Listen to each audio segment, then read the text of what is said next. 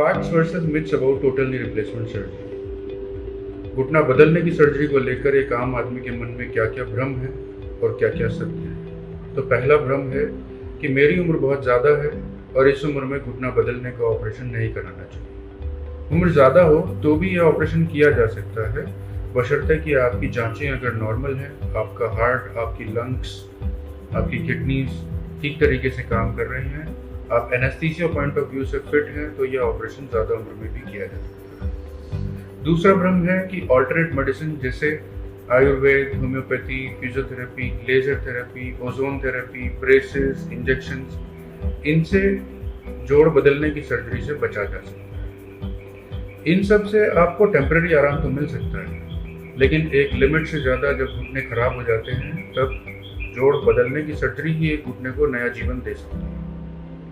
तीसरा भ्रम है कि मेरी उम्र बहुत कम है और इस उम्र में यह ऑपरेशन नहीं कराना चाहिए। कम उम्र में भी अगर आपके घुटने बहुत ज़्यादा खराब हो गए हैं तो जोड़ बदलने की सर्जरी से आपको बहुत आराम मिल सकता है। चौथा भ्रम है कि ऑपरेशन के दौरान और ऑपरेशन के बाद बहुत दर्द होता है। दर्द तो होता है, लेकिन वो कंट्रोल कर लिया जाता है, जैसे कि आईवी इंजेक्शन से या एपिड्यूरल इंजेक्शन से या इंट्रा आर्टिकुलर इंजेक्टेबल ब्लॉक्स लगा देते हैं या डर्मल पैचेस होते हैं, उन सब से ये दर्द कंट्रोल कर लिया जाता है। पांचवा भ्रम है कि मेरी एक्टिविटीज वैसी नहीं रहेंगी जैसे पहले कभी रहा करती थी। तो देखिए, आप ऑपरेशन के बाद कुश्ती या कबड्डी नहीं खेल पाएंगे, वो आप पहले भी नहीं खेल रहे होंगे, लेकिन आप जॉगिंग कर पाएंगे, आप वॉक कर पाएंगे, आप गोल्फ खेल सकते हैं, आप साइकिलिंग कर सकते हैं, तो बहुत सारे एक्टिविटीज आप कर सकते हैं। छठा भ्रम है कि मैं ड्राइविंग नहीं कर पाऊंगा। ड्राइविंग आप कर सकते हैं, जैसे ही आपकी रिकवरी 3-4 हफ्ते में नॉर्मल जैसी हो जाती है, उसके बाद आप ड्राइविंग भी कर सकते हैं। सातवां भ्रम है कि रिकवरी में बहुत लंबा समय लगता है। ऐसा बिल्कुल भी नहीं है। 48 घंटे में ही मरीज को इंडिपेंडेंट कर दिया जाता है। उसके बाद वो धीरे धीरे वॉकर से चलता रहता है। 2 से 3 हफ्ते बाद वॉकर को खुद ही छोड़ देता है और वो डेली दिनचर्या में वापस आ जाता है।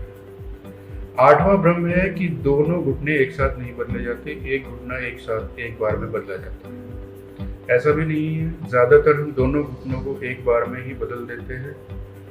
एक घुटना कब बदला जाता है? जैसे अगर बहुत डिफिकल्ट नहीं है और उसको करने में समय लग रहा है, तो उस कंडीशन में 2 घुटनों की बजाय एक घुटना रिप्लेस कर सकते हैं। या बहुत ज़्यादा एज्ड पेशेंट है तो वो 2 सर्जरीज को टॉलरेट नहीं कर सकता है, तो एक ही घुटना ऑपरेट कर दिया जाता है। 9वां भ्रम है कि घुटना बदलने की सर्जरी सिर्फ 10 साल चलती है। ऐसा नहीं है।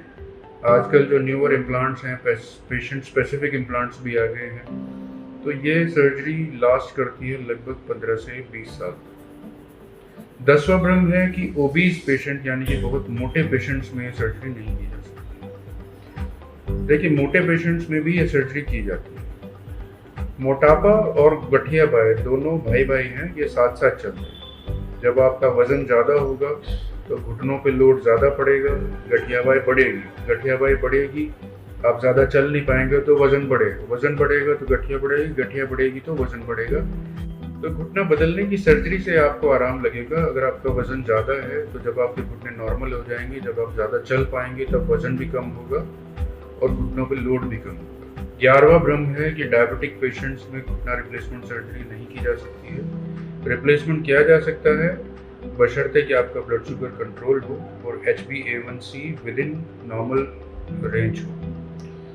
12वां भ्रम है कि पूरा घुटना बदल दिया जाता है, कि ऊपर से हड्डी काटी, नीचे से हड्डी काटी और रिप्लेसमेंट सर्जरी कर दी जाती है, नया घुटना लग जाता है। ऐसा भी नहीं है। रिप्लेसमेंट सर्जरी एक तरह से रीसरफेसिंग सर्जरी है, जिसमें कि सिर्फ घुटने की हड्डी का जो सिरा है, उसकी जो परत है, सतह है, वो ही बदली जाती है। 13वां भ्रम है कि रिविजन सर्जरी पॉसिबल नहीं है। रिविजन सर्जरीज का अलग आर्मेंटेरियम होता है, अलग इम्प्लांट्स होते हैं। आज की डेट में बहुत अच्छी कंपनीज बना रही हैं उनको, और वो उनकी बहुत अच्छी साइंटिफिक स्टडीज़ हैं जिनको किया जाता है।